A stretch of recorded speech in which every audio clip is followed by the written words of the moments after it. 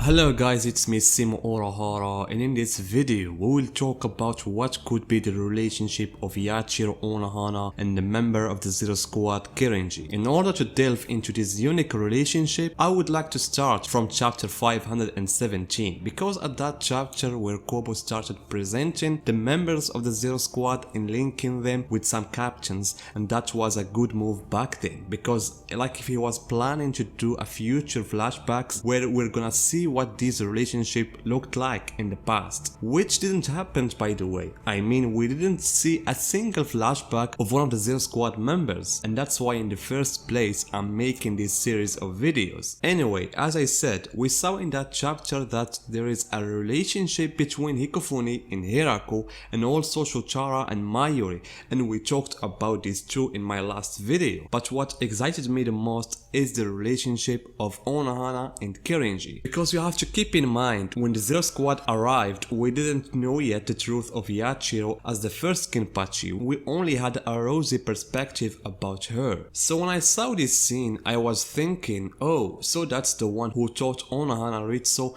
the healing methods. Nothing more, nothing less. I was just hoping to see how it happened. However, in that chapter, Kobo had put very carefully several hints here and there about the true identity of Yachiru Unohana and its relationship with Kirinji, especially through the facial expressions of some characters, and that's what I liked the most. Kobo is genius when it comes to how he draws the facial expressions of the characters. So in this page, it was the first contact between Kirinji and Unohana, and through him we learned that there is an old relationship between them. In addition to that, he was the one who taught her Kaido. Speaking of that, we can read in the book of 13 Bleach Unohana's comment on Kirinji, where she said that she considers him as her master. That's why despite Kirinji becomes sometimes rude, Unohana didn't take him seriously. But here where the real fun begins, when you start reading these pages, taking into account that Unohana is the first Kinpachi. Shochara took Byakuya,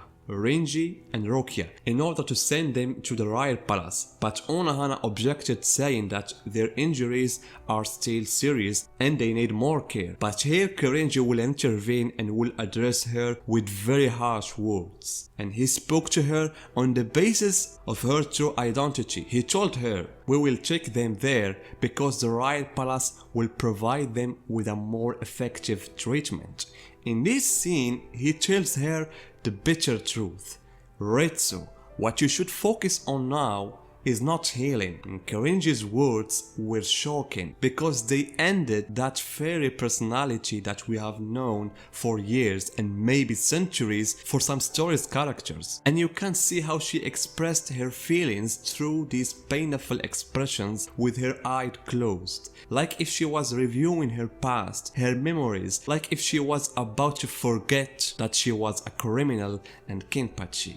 That's why in the next page, when she opened her eyes again, her look wasn't the same anymore. She knew what she had to do now, and that's also why Kyoraku looked at her by this look. He knew exactly what Kirinji meant by his words. Back to Kirinji, I could even say that Kirinji was probably in the same squad with Unohana, and probably he's the one who founded the 4th division and made it what it is now. And I have a feeling that Kirinji might be this character due to his tall and also the shape of his head looks similar to Kirinji's to me. But what we know as a fact is that when he was in the Gute 13, his nickname was Tenjiro the Lightning, due to the speed of his chimpo that distinguished him. That's why I think if he was actually among the first generation of the Gute, then this was his prominent feature in the fights. Besides that, he was developing new healing skills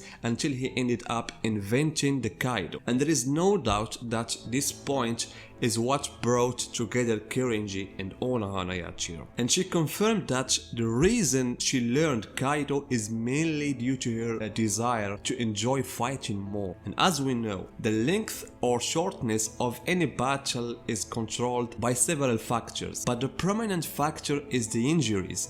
If any of the two parties got serious injuries, the fight will stop and will not continue. And that's what Unohana didn't want to suffer during the battle. Therefore, her obsession with fighting made her think about learning Kaido, so that she would be able to treat herself if she was injured, and she can also heal her opponents if they were seriously injured too. And I think this is the main reason why she wanted to learn Kaido in the first place. Because she mentioned that Zaraki subconsciously was lowering his strength in order to enjoy fighting against his opponents, because defeating them quickly would make it boring. And that's what we saw in Zaraki's fight against Kiriko. And so it was with Yachiru. She was a strong swordman, and it was difficult for her to find an opponent who can fulfill her desires in a fierce and long fight. That's why she came up with the idea, wait a minute, Kirinji invented the Kaido. I'll learn it from him and I'll use it during my battles. And thus she will be able to fight even opponents who are considered less powerful than her. Because if you go back to the fight of Zaraki and Yachiru Unohana, you will get what I mean. At the beginning of the battle, the difference in strength between Zaraki and Unohana was incomparable. That's why she was defeating Zaraki and treating him at the same time, over and over. Whenever he reaches the edge of death, she treats him and he back to his consciousness. And therefore, I think she was doing the same thing with some opponents in the past. That's why I think after the end of the battle between the Quincy and the Shinigami, Kirinji taught Yachiru the Kaido. At the same time, Unohana started applying what she had learned to her enemies until she met little Zaraki for the first time. And here where there is another mystery, which is when exactly this battle took place between Zaraki and Yachiru, and when exactly did Kirinji promoted to Zero Squad. What I personally think is that the battle took place after the fight between the Quincy and Shinigami, possibly after a century or more, and Kirinji was still the captain of the 4th division, because in this flashback, although Kobo did not show the number on Unohana's Haori, we can figure out which squad she belonged to at that time. But through the context of her words with her followers and her battle with Zaraki, it is clear that she was still Kinpachi, captain of the 11th division. I previously talked about the impact of the battle on Unohana's psyche through these two videos, and by the way, this one is just a scenario of mine. However, what I can say is that the end of the battle changed a lot of Unohana's ideas, and among those ideas is that the title of Kinpachi wasn't made for her, and the fact that she saw in Zaraki the child that he deserves the title of Kinpachi more than her, it directly means in herself she gave up the title of Kinpachi and about being a captain of the 11th division and what it represents. We don't know what exactly happened after the end of the battle. Did Unohana trade Zaraki or not? But what I'm sure of it is that she came back another person, and this might give us an idea of why Unohana in the first place chose to be the person who doesn't express her true personality. It is possible that Unohana in that period had learned most of the healing skills that Kirinji taught her, so when he was promoted to Zero Squad, his place became empty, and as I said, in her heart she gave up the title of Kinpachi, and she no longer believed that she was able to be Kinpachi in the presence of someone else who she thinks is worthy of that title, and so she decided to give up the leadership of the 11th division as a Kinpachi and handed this position maybe to her vice captain, who became the second Kinpachi, while she took the position of the 4th division.